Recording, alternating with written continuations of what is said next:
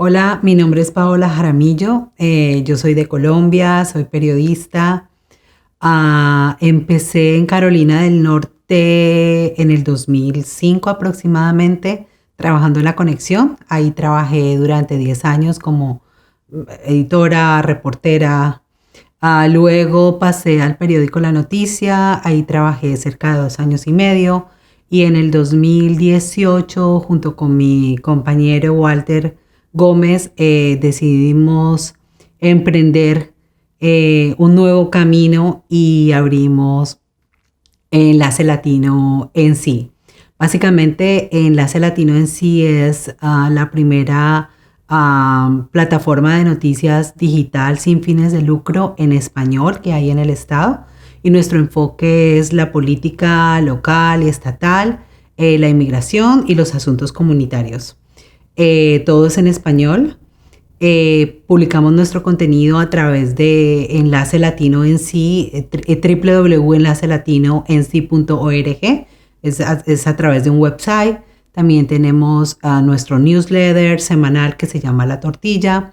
Estamos trabajando en un podcast y también realizamos otra función, y es que desarrollamos talleres educativos sobre procesos legislativos, ayudamos a los grupos de base a entender un poco cómo funciona la Asamblea General y también dictamos talleres de comunicación comunitaria participativa a quien lo necesite, ¿no? También si nos encargan hacer encuestas, si nos encargan hacer estudios acerca de la comunidad latina. Muchas veces nos piden también muchos consejos acerca de cómo llegar a la comunidad latina o nos piden información sobre la comunidad latina. Nosotros también la compartimos, ¿no?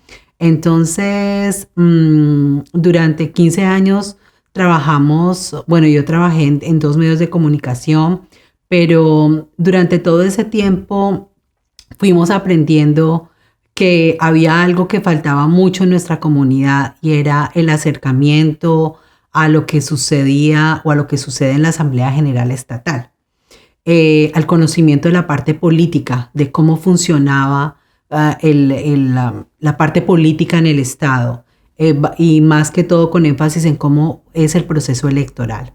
Así que luego de las elecciones del 2016, cuando tuvimos un nuevo presidente, que empezamos a ver que esa retórica antimigrante se empezaba a extender al Estado.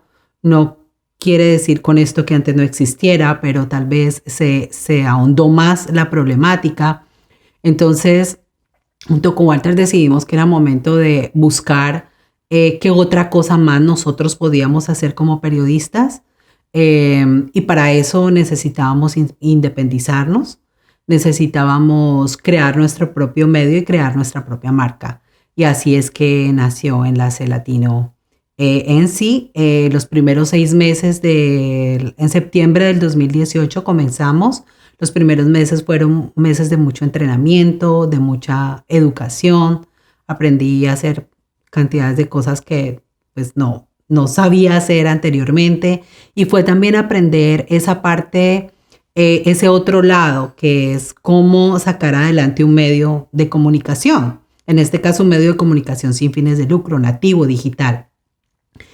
Porque yo sabía escribir, sabía producir la parte periodística, pero lo que no sabía era esa otra parte. La parte administrativa no tenía mucho conocimiento, y la parte ya de cómo crear un medio nativo digital tampoco la sabía, ¿no? Así que fueron varios meses de mucho estudio, de muchas asesorías, de hablar con mucha gente, de rodearnos de un equipo maravilloso, multidisciplinario, en muchas partes radicados en muchas partes de Estados Unidos y del extranjero, que nos fueron guiando poco a poco a ir fomentando nuestro medio, hasta que finalmente en enero del 2019, junto con el inicio de la sesión legislativa larga del año pasado, nosotros comenzamos a generar contenido enfocado de nuevo en la política estatal y local y en los temas de inmigración, ¿no? Ese es nuestro enfoque principal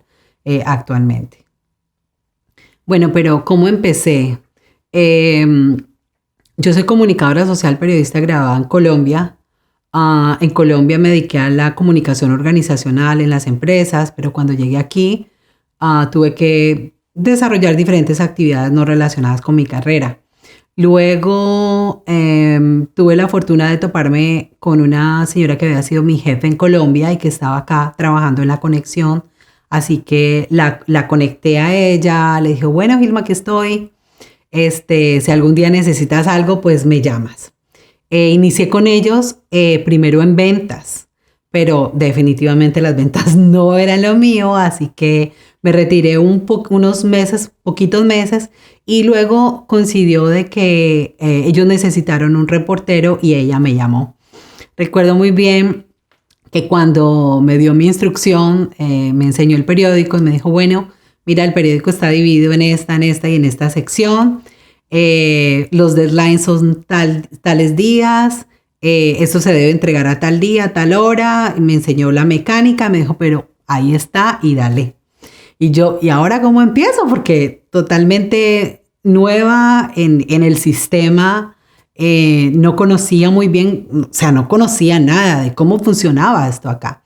Y además era mi primer acercamiento con la reportería real, porque yo había trabajado, pero no haciendo reportería, sino en la parte organizacional, empresarial, que era muy, muy diferente, ¿no? Con ritmos muy diferentes. Pero fue un gran reto para mí. Al principio yo dije, no voy a poder, esto va a ser muy difícil. Cada vez que salía un periódico, el dueño del periódico me encerraba todos los errores que encontraba. Pero una vez, sin querer, en el pasillo escuché que mi jefe hablaba con otras personas por teléfono y le decía, yo sé que ella va a poder. Yo la conozco, yo he trabajado con ella y yo sé que ella va a poder. Lo que pasa es que hay que darle tiempo y ella va a poder. Yo dije, bueno, ella está creyendo en mí, sabe de mis capacidades, ahora soy yo la que tiene que creer en mí misma para echar a andar esto.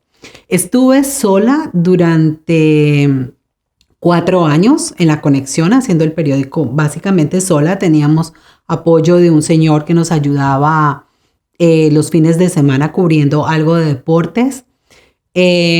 Empecé a hacer, todo fue aprender, fue autodidacta básicamente. Yo tuve que aprender solita cómo funcionaban las cosas, cómo funcionaba la vida aquí en Carolina del Norte con los latinos, dónde se movían, qué hacían, aprender a quién contactar, aprender todo, cómo hacer el periódico.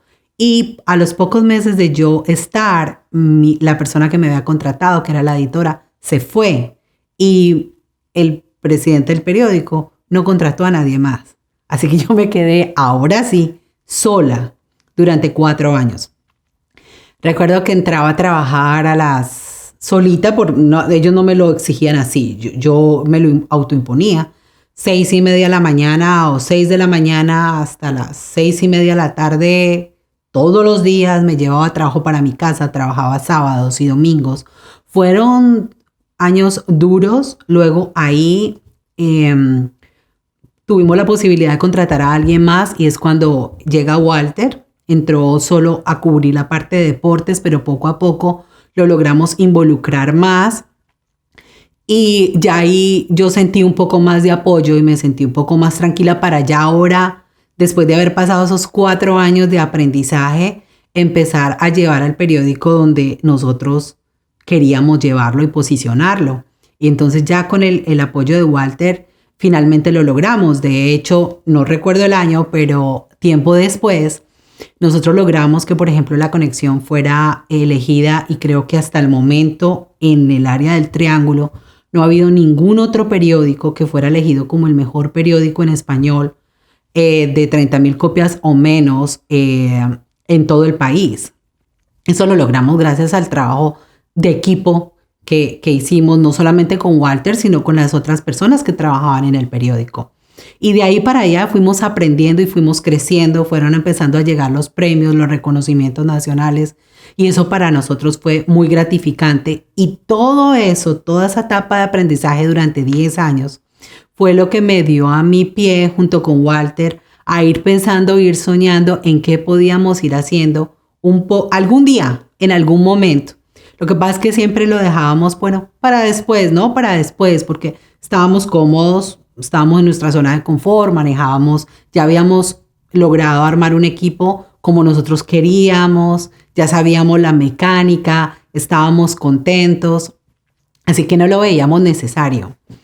Luego por cosas de la vida, el trabajo se termina y yo paso a ser parte del equipo de La Noticia, donde aprendí cantidades también. Otro mundo totalmente distinto, era en un periódico estatal.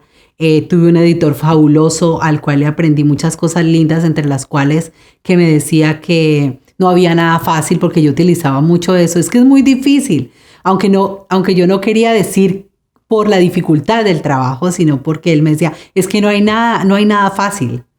Si eso fuera fácil, cualquiera lo haría. Y aprendí muchas cosas lindas ahí.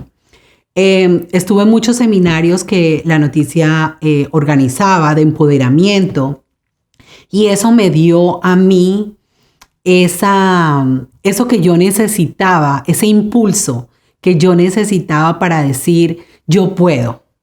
Ya estas etapas, ya aprendí, ya ayudé a otros a construir, ya di de mí, ya creo que ya ahorita voy a empezar a crear algo de nosotros, como nosotros hemos soñado que esto puede ser. Así que ahí fue donde empezamos a buscar apoyo, a navegar por un mundo totalmente desconocido para nosotros. Y gracias a Dios, pues las oportunidades se fueron dando.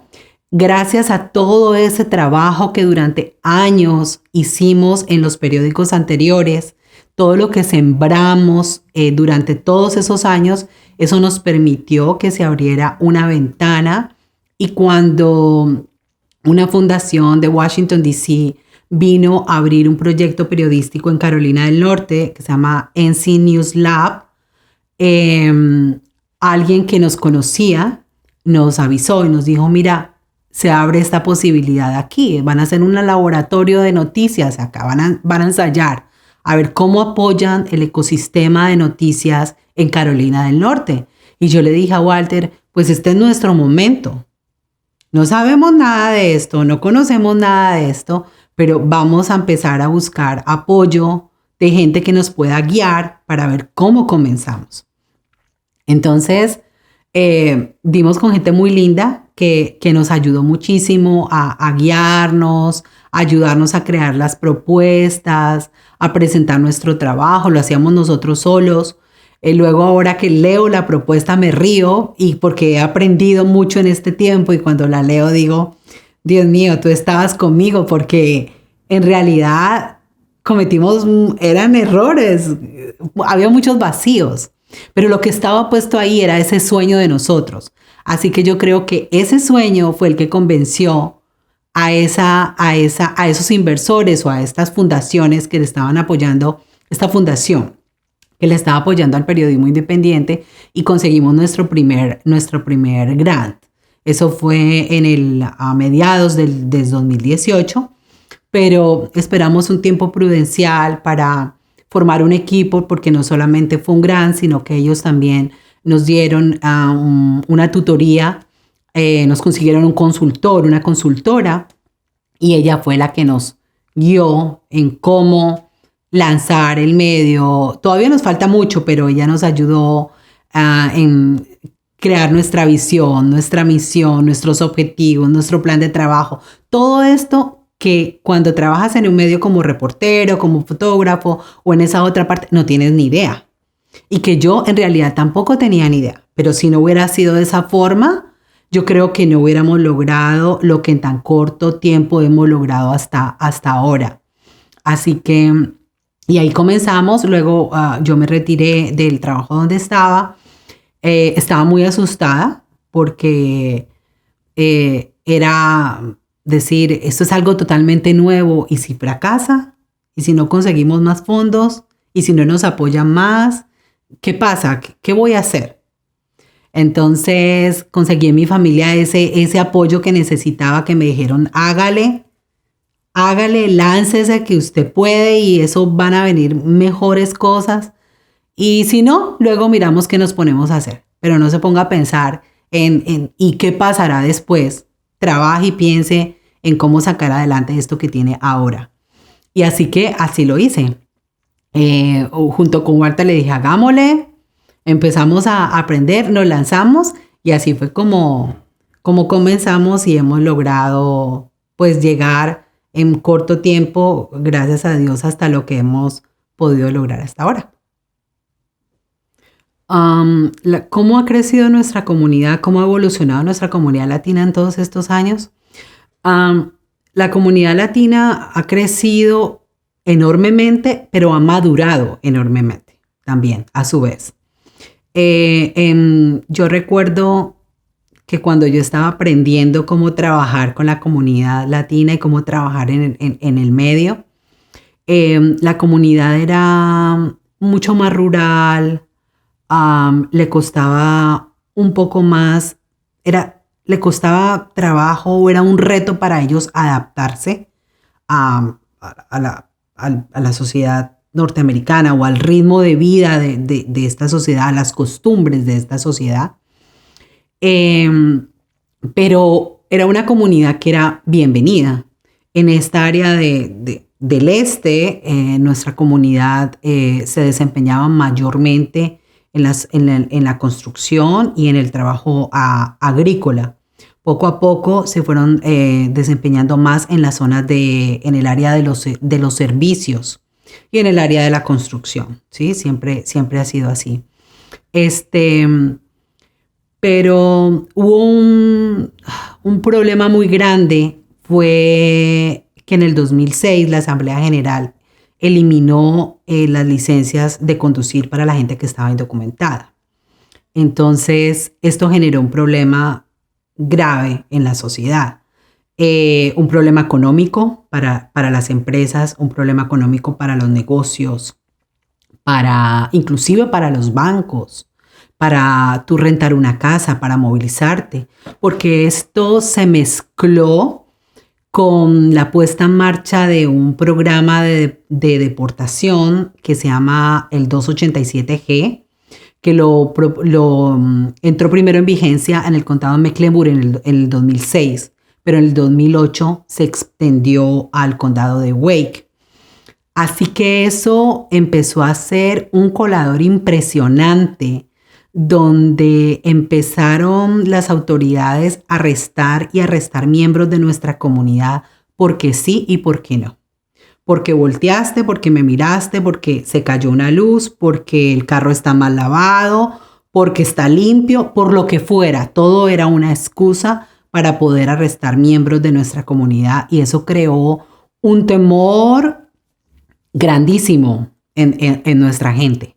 Empezó a crear un temor fuertísimo. Tuvimos 10 años de ese programa porque eso se estuvo mientras el alguacil republicano era reelecto, entonces él mantenía el programa. Solo hasta el año pasado fue que lo quitaron cuando tuvimos finalmente un nuevo alguacil. Pero la comunidad fue madurando. El Estado empezó a poner leyes que complicaban la contratación de personas que estaban indocumentadas, en especial en el área de la construcción, cuando expandió el programa de identificación, el programa de verificación de empleo y Verify. Entonces, esto también lo veo yo como que nosotros como latinos somos muy recursivos, entonces empezamos a buscar salidas, es decir, la gente... Lo que yo siento es que ellos dijeron, si les ponemos tantas trabas a esta gente, les quitamos las licencias de conducir, luego les ponemos trabas para que los contraten, esta gente se va a ir. ¿Qué pasó? No sé. Porque primero eran qué bueno que estén los latinos, porque nos ayudan a construir las carreteras, nos ayudan a limpiar nuestros edificios, a servir nuestra comida, y de un momento a otro ya no nos querían. Entonces empezaron a crear leyes para ver si nosotros solitos nos íbamos. Empezar a crear miedos en nuestras familias a ver si nos íbamos. Pero el problema fue que nadie se fue. El problema para ellos, el problema fue que nadie se fue. Al contrario, aquí siguió llegando gente. Ahora, tal vez la inmigración indocumentada se estancó, pero siguieron llegando inmigrantes. Ya no directamente de sus países de origen, pero fue una inmigración interna. Empezaron a venir de otros estados, de Nueva York, de la Florida, de la zona de Boston. Empezaron a moverse mucho para acá. Y ya era una población que dejó de ser mayoritariamente mexicana. No significa que ahora no lo sea. Vamos a esperar los resultados del censo, pero ya no es esa diferencia tan grande que había en su momento, porque mayoritariamente era mexicana. Y luego era centroamericana y para de contar. Luego, con el paso de los años, eso fue cambiando un poquito. La comunidad mexicana sigue siendo mayoría, pero no hay una diferencia tan grande. Luego le sigue la comunidad centroamericana. Hay muchos caribeños y muchos suramericanos también, especialmente de Colombia. Ha llegado muchos venezolanos y gente de comunidad de Ecuador y comunidad de Perú también. Y muchas comunidades del Caribe, de República Dominicana. Se mudó mucha gente de Nueva York a abrir sus propios negocios. Y cubanos también empezaron a llegar bastante. Y luego, a raíz de los huracanes, empezó a llegar mucha gente de Puerto Rico, a moverse mucha comunidad puertorriqueña. Entonces, todo eso se mezcló en que nuestra gente empezó a crear sus propios negocios, ya no tanto a trabajarle directamente como un empleado directo, sino a crear su propia empresa. De hecho, los latinos son uno de los grupos que a nivel nacional más negocios abre en el país. Y Carolina del Norte no ha estado exento de ese cambio. Y se empezó como a madurar. Esa comunidad empezó a madurar. Ya también se empezó a ver que esa segunda generación, porque inicialmente se veía muchos hombres solos. 2005, 2004, uno veía muchos hombres solos que venían, sus patrones alquilaban apartamentos, ellos se quedaban 10, 8, 9 trabajadores en un apartamento, pero estaban solos. Luego empezamos a ver que empezaron a traer a sus familias o a conseguir pareja acá y a formar sus propias familias. Entonces, ya no se movían tanto, o si se movían, ya tenían familia acá, pero regresaban a Carolina del Norte, retornaban. Entonces, eso fue algo que empezamos a ver que cambió bastante. Y empezamos a ver también poco a poco que la comunidad ha sido lento, pero la comunidad se ha empezado a dar cuenta de la importancia de participar en los procesos electorales. Situación que de pronto no pasaba hace 20 años atrás, por muchas circunstancias. Primero, porque tal vez la población en ese entonces no tenía forma de participar en procesos electorales porque no tenía sus documentos. Y porque no estaba familiarizada con el proceso, porque muchos decían que para qué, porque en sus países tampoco lo hacían. Pero al venir esta comunidad y mezclarse, y crecer y madurar y ver que Carolina del Norte y sentir a Carolina del Norte como su casa, muchas de estas personas ya empezaron a darse cuenta de la importancia de empezar a crear poder político, a salir y votar, a participar para poder generar esos cambios que están necesitando. Pero fueron años muy interesantes, fueron años donde la comunidad salió a las calles en esas marchas masivas que se dieron en la ciudad de Charlotte, en Siler City, en Raleigh, en Los Ángeles, cuando se presentó un proyecto de reforma migratoria. Ha sido unos años donde vimos el poder de los jóvenes. Los jóvenes empezaron a salir a las calles, a hacerse arrestar, a hacer desobediencia civil, apoyados por sus padres. Una de las chicas que iniciaron ese movimiento son de aquí. Ese movimiento de Dreamers, ese movimiento de ir a pelear y a discutir, son de aquí, de Carolina del Norte. Son de aquí, de Raleigh, son de Sanford. Viridiana Martínez es de Sanford. Su equipo, sus amigas con las que ellas iban y se peleaban con los legisladores a pedirles un proyecto de ley que los beneficiara a ellos como jóvenes y a sus padres, son de aquí. Empezamos a ver ese movimiento poco a poco, y la comunidad empezó a movilizarse, a aprender, a integrarse más, a pelear por sus derechos, a sentirse más parte del Estado y a decir, como dicen, aquí estoy, aquí me quedo. No querían dejarse ir a pesar de las leyes que aquí han aprobado. Luego, en el 2016, si no estoy mal, se aprobó una ley que es la HB 318, que prohíbe las matrículas consulares como forma de identificación de manera ante el gobierno estatal. La gente salió a las calles. La gente se hizo arrestar. Miembros de nuestra comunidad indocumentada se hicieron arrestar. Empezaron a participar, a seguir participando en demostraciones. Entonces, fue una comunidad que maduró, que creció, que empezó a hacer empresa, que empezaron a formar familias, a crear sus propios negocios, a integrarse y a sentir Carolina del Norte ya no como que voy a trabajar y me voy, sino que esta es mi casa, este es mi hogar, aquí es donde me quedo. Empezaron a tener niños. Esos niños ya están creciendo y ya estamos viendo esa segunda generación, o en algunos casos una tercera generación, no mucho, pero son pocos, pero la hay también. Y esa segunda generación que estamos viendo ahora es la que estamos esperando, que es la que ahora se empiece a movilizar por sus padres. Hay muchos padres que en su momento no estaban documentados y ahora de pronto ya lo están. Entonces, es una comunidad que se ha transformado para bien muchísimo, que ya no se queda callada, que ya se integra un poco más. Más bien que todavía hay miedos, todavía, por supuesto, hay problemas, hay inconvenientes, pero ahora vemos mucha más movilización. Las redes sociales han sido fundamentales para ese tipo de cosas.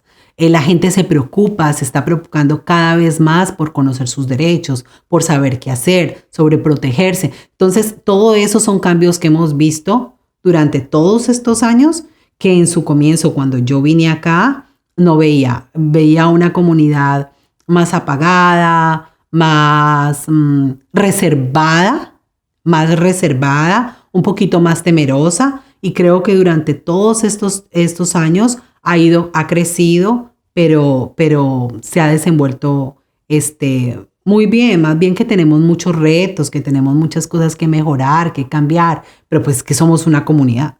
De modo que estamos en constante movimiento, en constante cambio. No somos los mismos todos los días, igual que nosotros como seres humanos. Igual nuestras comunidades evolucionan y están cambiando todo el tiempo.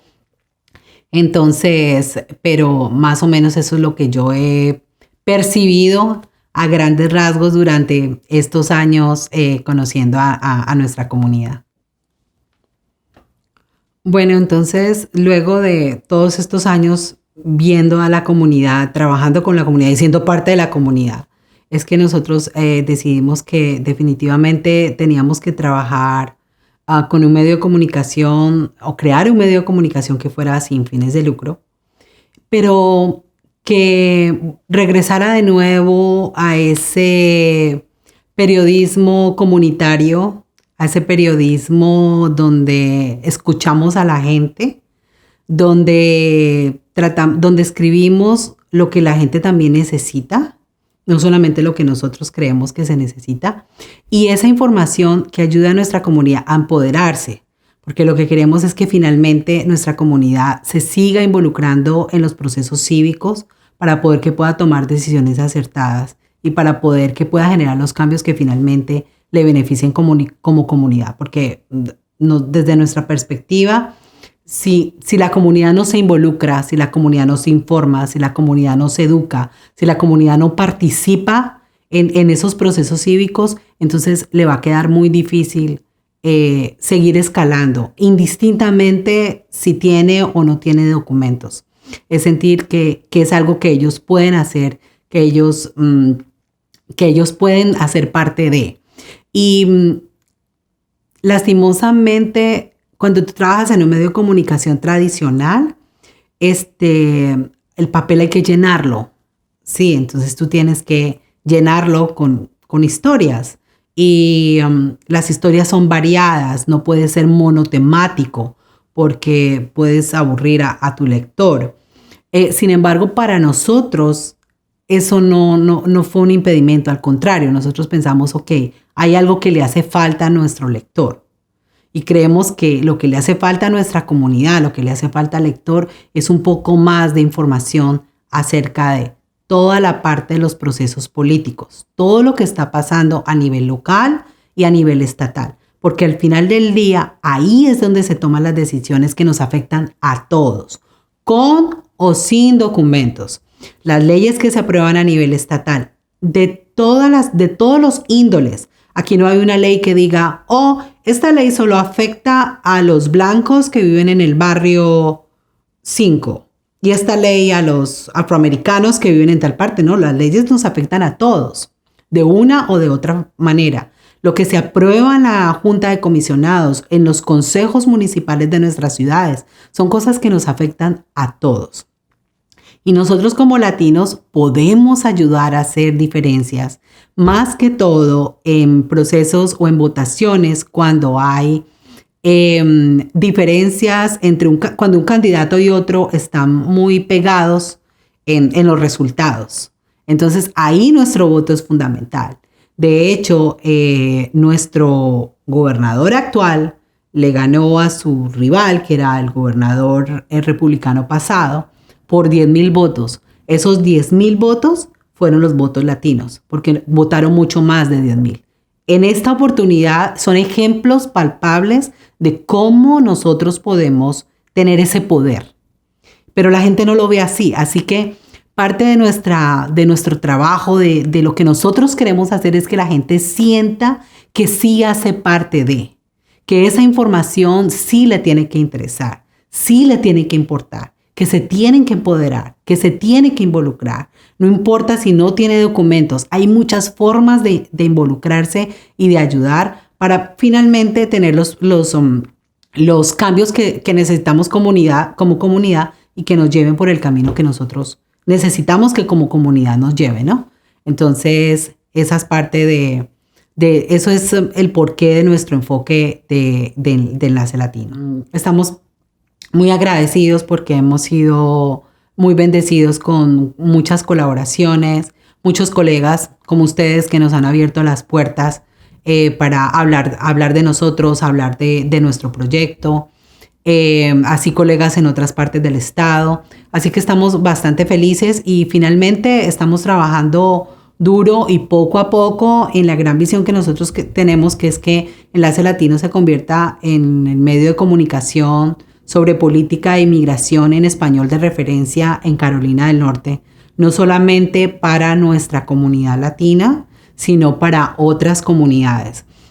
Algunas de nuestras informaciones van a estar en inglés y en español, especialmente las investigaciones y lo que hagamos de periodismo en profundidad.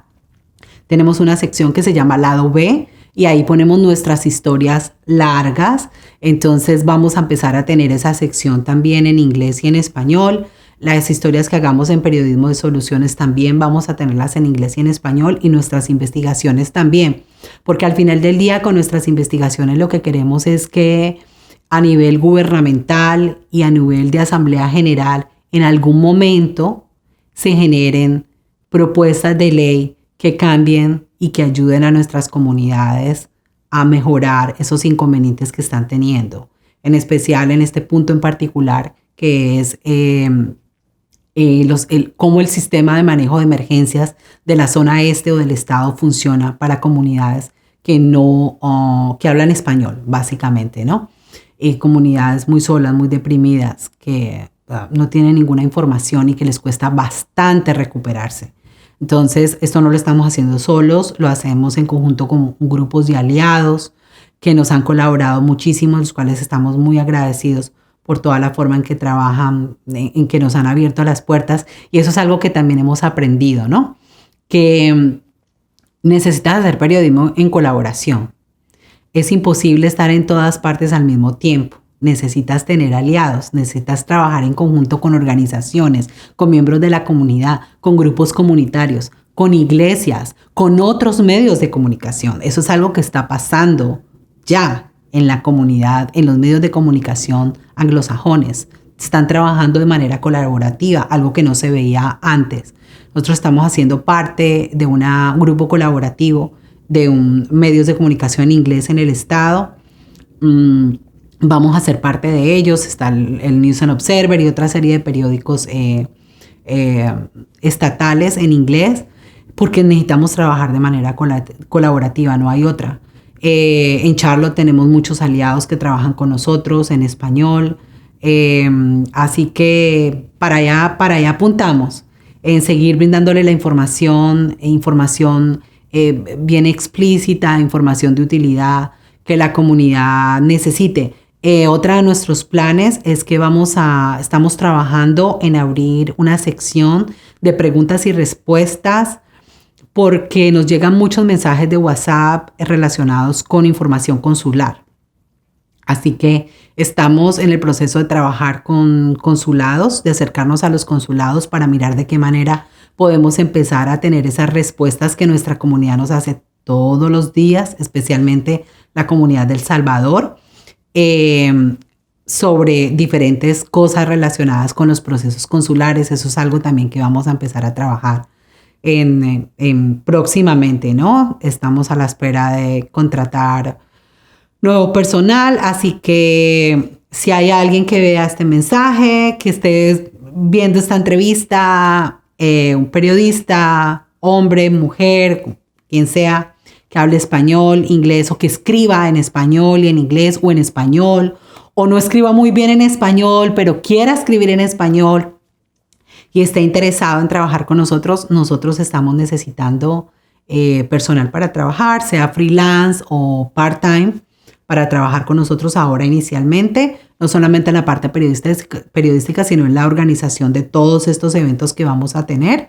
Así que nos pueden encontrar a través de www.enlacelatino.nc.org. También estamos en las redes sociales, en el Facebook, en el Twitter, en Instagram, en nuestro sitio web. Ahí está explicado. Hay un botón en la parte de abajo donde solo le das clic, se abre el WhatsApp. Ahí nos puedes escribir, nos pueden mandar un correo electrónico a info@enlacelatino.nc.org. Y estamos abiertos a escucharlos, no solamente de trabajo, sino en nuestra comunidad, ¿no? Si alguien quiere que investiguemos algo, si nos quiere contar algo, si algo está pasando en su comunidad, si hay una historia que le interesaría que nosotros contáramos, también nos pueden contactar, ¿no? Porque de eso se trata, de escuchar a nuestra comunidad y de ayudar a nuestra comunidad a que se siga visibilizando y siga creyendo, poner nuestro granito de arena para poder que nuestra comunidad siga creciendo, siga madurando y siga saliendo adelante.